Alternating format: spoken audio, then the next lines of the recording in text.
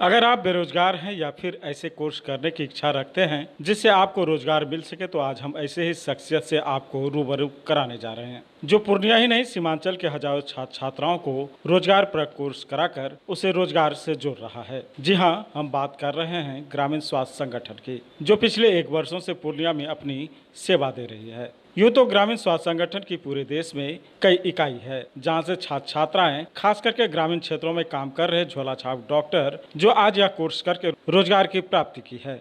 पूर्णिया के centre director Devendra Kumar Mandal ने zoom city से बात करते हुए कहा कि पूर्णिया एवं आसपास के जिले के छात्र छात्राएं एवं ऐसे झोला छाप डॉक्टर जो ग्रामीण क्षेत्रों में अपनी सेवा दे रहे हैं, उन लोगों के लिए कई कोर्स ग्रामीण स्वास्थ्य संगठन चला रही है, जिससे उनको आगे चलकर रोजगार की प्राप्ति होगी। देवेंद्र कुमार मंडल ने कहा कि पूर्णिया के लाइन बाजार में अवस्थित ग्रामीण स्वास्थ्य संगठन एक ऐसी संस्था है जो लगभग दर्जन भर कोर्स कराती है। उन्होंने साफ शब्दों में कहा कि यह संस्था पूर्णतः भारत सरकार द्वारा पंजीकृत है। यहाँ से कोर्स करने के बाद युवक एवं युवतियाँ बेरोजगार नहीं रहेंगे।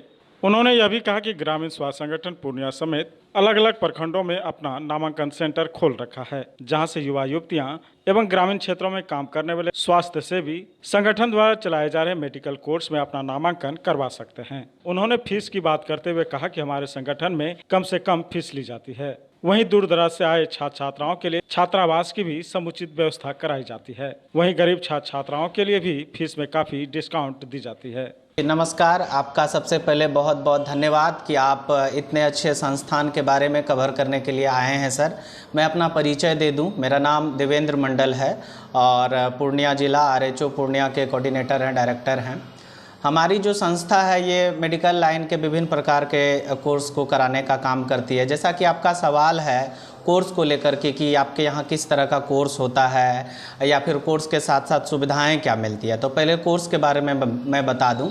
हमारे यहाँ CMSED कोर्स होता है, जिसका फुल फॉर्म होता है community medical service essential drugs. ये डिप्लोमा कोर्स है। माननीय सुप्रीम कोर्ट का जजमेंट और WHO के गाइडलाइन के आधार पर इस कोर्स को रन कराई जाती है।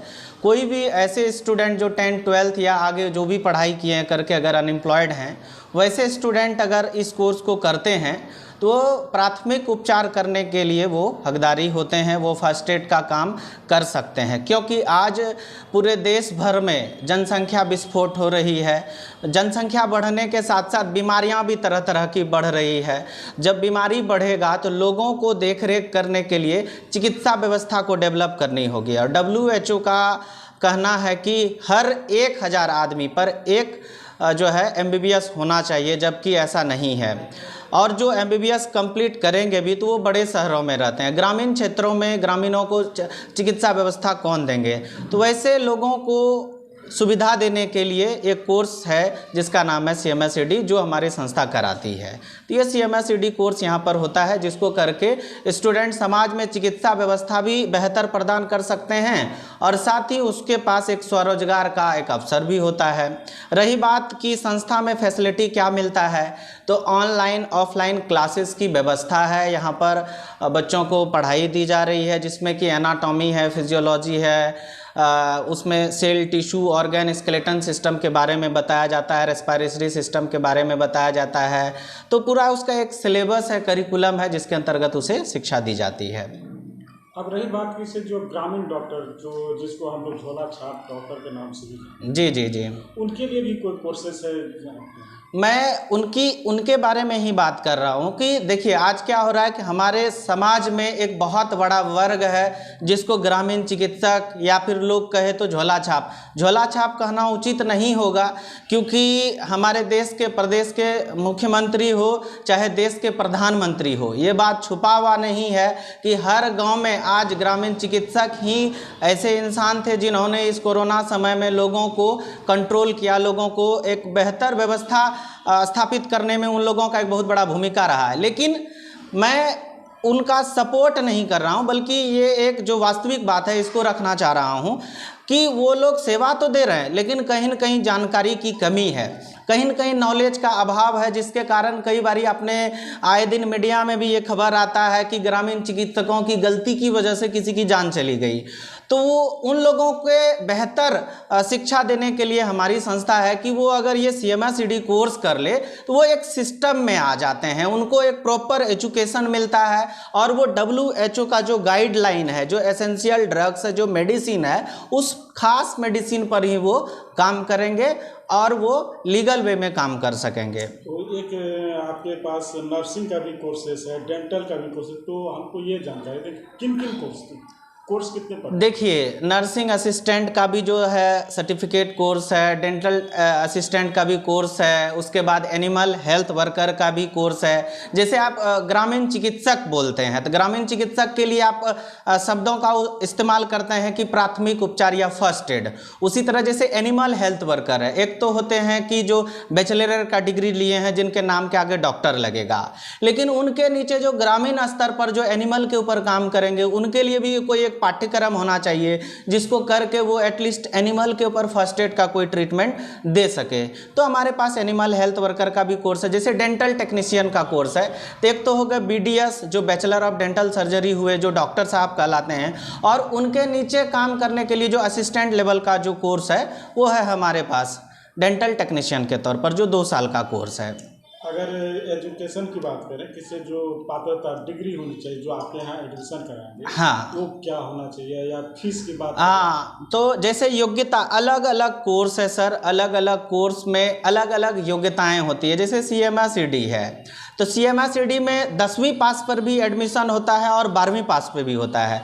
10वीं पास पे जिनका एडमिशन होगा, जो 10th ही पढ़े हैं, इंटर किए ही नहीं है, तो उनको CMSCD 2 साल का करना पड़ रहा है। लेकिन जो इंटर पास हैं उनको 1.5 साल में CMSCD कंप्लीट हो जाता है। CMSCD जो है 2 भाग का चीज़ है, एक है CMS और दूसरा है ED। तो CMS हो गया 1 साल का, ED हो गया 6 महीने का, तो 1.5 साल का कोर्स है। उसके बाद और भी जैसे डेंटल टेक्नोलॉजी का कोर्स है वो 12th लेवल पर है। उसके बाद एनिमल हेल्थ वर्कर का कोर्स है वो 10th लेवल पर भी होता है। तो ये सारे हमारे अलग अलग कोर्स हैं। रही बात सर फ़ी का, तो एक मिनिमम फ़ी रखा गया है ताकि गरीब से गरीब स्टूडेंट भी उसको बेयर करके यहाँ पर अपना एडमिशन ले सके। अगर छात्रावास की बात करें, जो दूर दराज से छात्रा हैं जी, तो क्या उनका छात्रावास की भी सुविधा यहाँ पर है? देखिए, 2 चीज़ें होती है सर कि जब कोई विद्यार्थी कोई खास टाइप का कोर्स कर रहा है, जैसे कोई नीट का पढ़ाई करता है, JEE मेंस का तैयारी करता है, तो उनके अंदर में डेडिकेशन और समर्पण वाली भाव होती है और उसका माइंड सेटअप ये होता है कि हमको भाई लाखों रुपया खर्च होगा, तो वो पहले से माइंड सेट होकर आते हैं। हमारे पास जो भी कोर्स है ये मिनिमम अमाउंट वाला, छोटा अमाउंट वाला कोर्स है, इसीलिए हम लोग हॉस्टल के लिए भी अलग अलग हॉस्टल हैं जिनके साथ हम लोग टाई अप रखे हुए हैं, कोलैबोरेशन रखे हैं कि जो बच्चे हमारे यहाँ पढ़ने आएंगे उनको बाहर के हैं, जैसे मान लीजिए अररिया के होंगे, कटिहार के होंगे, दूर दराज के जिलों से होंगे, उनके लिए हम लोग टाई अप ये हॉस्टल की व्यवस्था रखे हैं, उनके साथ उनको जो है मिला देते हैं, वो अपने सुविधा अनुसार हॉस्टल में रह भी सकते हैं। गरीब छात्राएं भी हैं जी और आसपास के जिलों में, जी, उनके लिए भी कोई सुविधा फी का? बिल्कुल,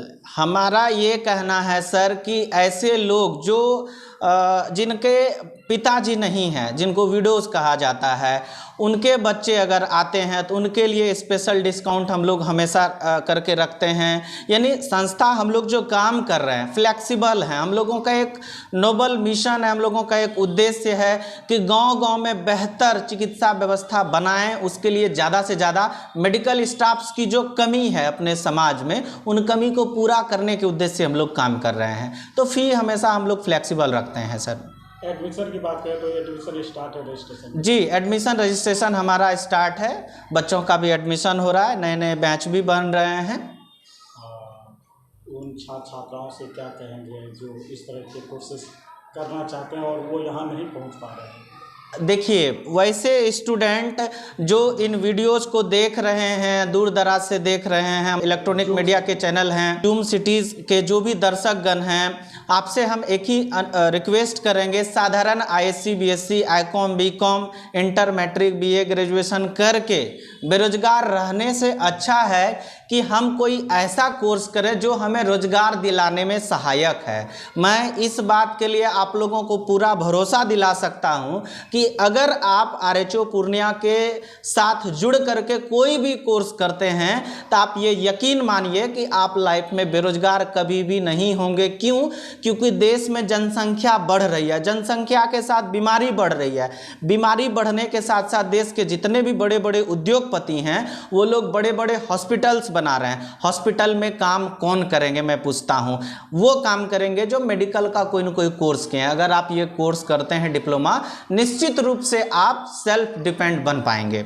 ये सर को जानना चाह रहे हैं कि पूर्णिया में एक ब्रांच है जी, और कहाँ कहाँ सर पूर्णिया में? हमारा पूर्णिया का जो एडमिशन सेंटर है बरहरा कोठी में है, बनबनखी में है, और हम लोग काम कर रहे हैं और भी तेज गति से कि हमारा और भी अलग अलग जगह पर हमारा नामांकन केंद्र खुले, क्योंकि दूर दराज के लोग ऐसे हैं जो सिर्फ इंक्वायरी करने के लिए पूर्णिया 60 किलोमीटर या 100 किलोमीटर सफ़र करके नहीं आ पाते हैं। उन समाज के लोगों के बेहतर सुविधा प्रदान करने के लिए, उनको आसानी हो चीज़ों को जानने समझने के लिए, इसलिए हम लोग प्रयास कर रहे हैं कि हर प्रखंड स्तर पर हमारा एक एडमिशन सेंटर हो।